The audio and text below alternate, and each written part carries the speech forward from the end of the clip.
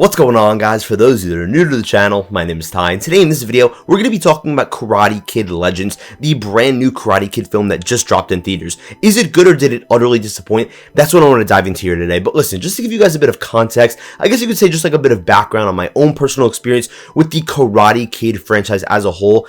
I'm going to be completely honest with you guys, I have virtually no investment in this franchise except for that first film, which is my favorite sports movie of all time. Absolutely love it. 5-star film from me. From there, I haven't really seen the other films besides the past couple of days where I've been going through them because I want to make a ranking, which should be dropping very soon, of all the Karate Kid movies. And also, I have not seen Cobra Kai. I'm not really a big show person, and honestly, I just don't have the interest in watching that series personally. So going into this, did I have any real investment? No, because Ralph Macchio, as much as I love him in that first Karate Kid, and kind of in the second and third, it's been many years. He's now a grown-ass man. Jackie Chan, it's not like he's in the greatest Karate Kid film ever. I wasn't really thrilled to see him, even though he's a great actor. So was this film good? Did they bring back the legends of the Karate Kid franchise to really make a great film? I'm going to hit you guys with the hard truth.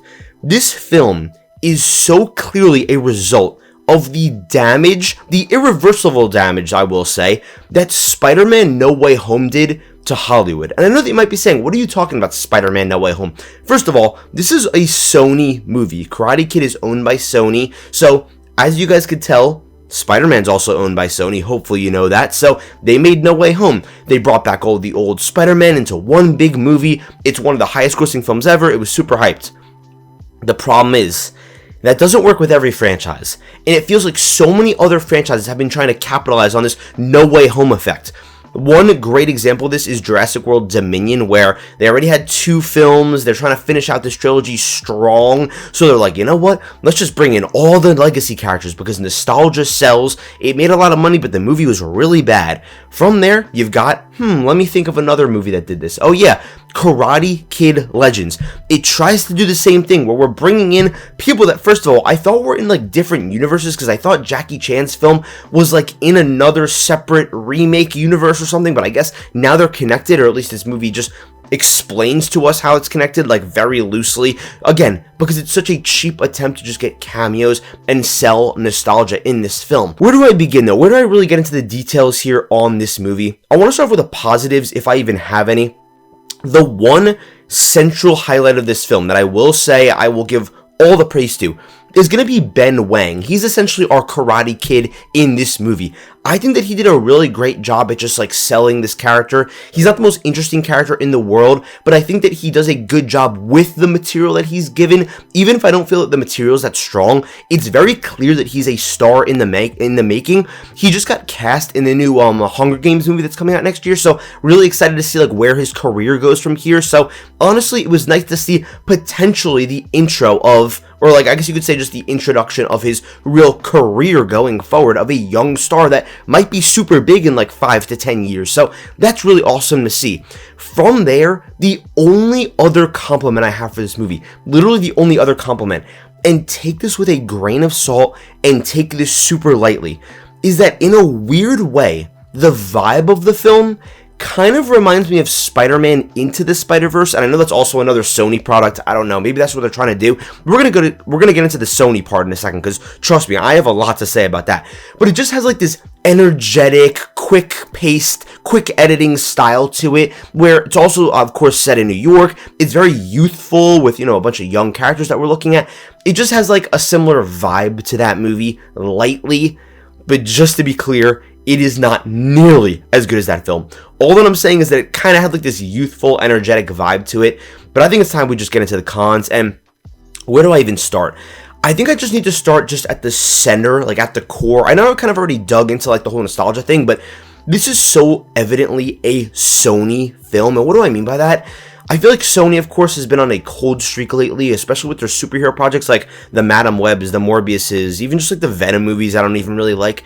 And this film is just so poorly made. Like, if we even ignore just like the writing and like the plot and the character development, from a filmmaking standpoint, like editing, the way it's shot, the fight choreography, it's truly awful. This film's runtime is about 94 minutes, I believe, and you can really feel it because I feel like this film desperately needed like 20 to 25 more minutes just to breathe. And it's so clear that they purposely made this film short so that they could like sell more tickets, because obviously if a film's shorter, you could have more like theaters, I guess you could say, in a movie theater showing the film. This film desperately needed 25 more minutes. And it's so evident that they were just chopping this film to death in the editing room, because it's cut up like a long 90-minute TikTok video where scenes just abruptly end. Like, I'm talking about, you have no time to even process what you just watched. There's no time to even sit with the emotions for a scene, because there are no emotions. But again, it kind of ties back into the fact that there's literally no time to just let the film breathe. We're cutting from scene to scene to scene. The transitions are horrible in this movie, to where a character says a line of dialogue in like the middle of a conversation, then bam, it's like the next day, or it's like a couple hours later, and I'm like, what? That was a really emotional scene. Why are we cutting to like the next day instantly and not letting it sit for a moment? And what's funny is, even though this film sits at like 94 minutes, it almost drags, even though, like, again, it's cut together very quickly, but it almost drags because of the fact that you don't have any time to process what you're watching. So by the time we're in the next scene, you're still thinking about what you just watched, and you're almost trying to play catch up. So it almost like it's almost like you're using more brain power to process the movie. Whereas if you had 20 more minutes into the film, and I'm not saying like one or two scenes added on that are 10 or 20 minutes each, I'm just talking about small little spurts of like 30 more seconds per scene, just to let them breathe, to let them air out, to let them really develop and marinate. That would have hit home, I feel like, for a lot of these scenes, and would have developed the emotional core of this movie. But instead, you're just trying to play catch up, and you're like, oh my god, it's like I'm running as fast as I possibly can. It's ridiculous. There's no time to let anything settle. It's like, we need an emotional scene here. Okay, the emotional scenes are done, the dialogue's done. Bam, we're cutting, we're moving on. It's ridiculous. It's out of this world crazy. Speaking of the editing and the filmmaking, there's just no beautiful shots in this film. I'm just going to be real. There's Mr. Miyagi's house from the original film that's like a set that you could see from the inside, but the outside is so clearly CGI, and they're definitely like on like basically a lot with like a green screen in the background. It's just so embarrassing. It's horrible. And the fact that these characters are even brought back, we're going to talk about it in a second again. But yeah, from there, man, I mean, the digital look that Sony gives their films with like their cameras or whatever, I understand that you can't like film everything in film like Ryan Coogler's Sinners. Not everything could be like the most beautiful movie in the world, but they just don't even try to make them look good. They just look like made for streaming movies because of the way they look so crisp. Nothing feels like dirty, and especially because they're in New York. New York's a setting that's dirty. I live right near New York. Like, I've been there a million times at this point. I could tell you, New York is not like the cleanest city in the world, but everything about it just feels so crisp and clean. It doesn't feel like a lived-in New York. It feels like we're on a set in every single scene. There's some scenes where, yeah, they actually are in New York, at least I think they are, but there's other times where I'm like, man, that background CGI, but it looks rough is the problem. I don't have a problem with CGI when it's used properly. It just looks bad. From there, oh my god, man, the fight choreography, it sucks because I feel like the choreography is actually pretty good, but the problem is the editing messes it up, and there will just be parts of each fight where in the middle of a fight, there's like some cool moves going on, and then it'll jump like 2 seconds forward into the future, and then it's the same fight, and they keep doing that, so there's no like seamless transition from move to move to move. It's almost like we're cutting to like parts of the fight, like it's chapters. It's very weird, and again, the choreography actually isn't that bad. It's more just on the editing and the way that it's like filmed, and there's like freeze frames, and oh, there's slow-mo that looks weird. It's just awful, man. It truly is awful. But I think it's time we actually get into like the story here and the development. This just does not really feel like a Karate Kid story at the end of the day. I feel like there's just so many issues and everything is so surface level, and again, because of the short runtime and the fact they don't let anything breathe, there's just no emotional core in this film. There's no heart. It feels like there's no soul and there's no love in this movie.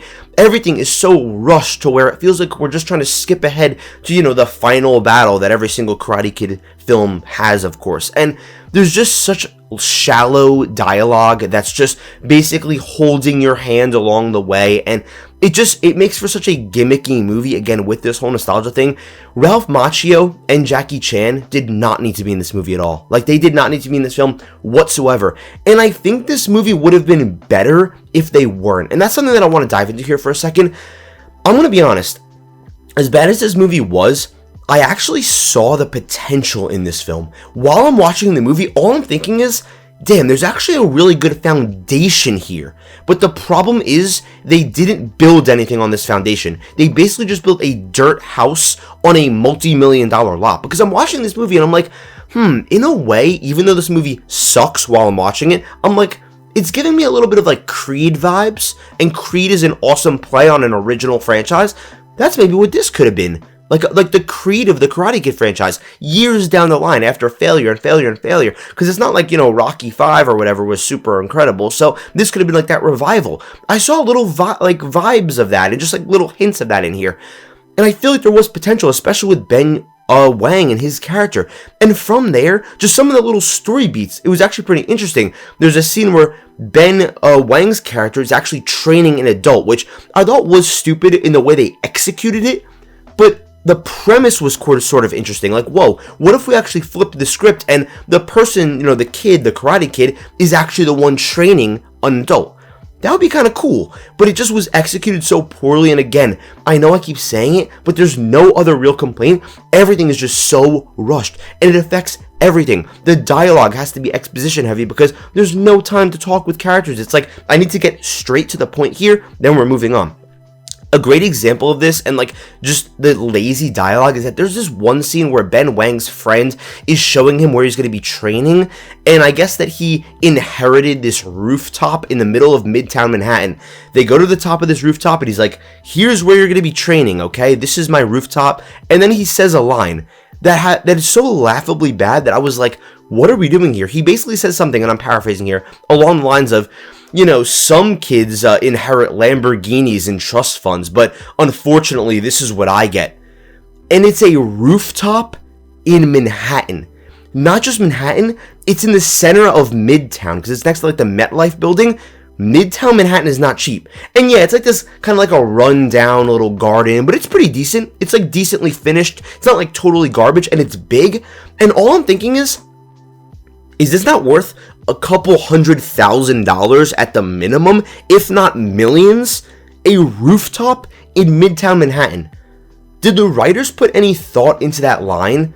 Like, why are you digging at like rich kids? And I'm not trying to be like Mr. Defend the rich people here, but why are you digging at rich kids when you just inherited a rooftop that's worth a couple $100,000?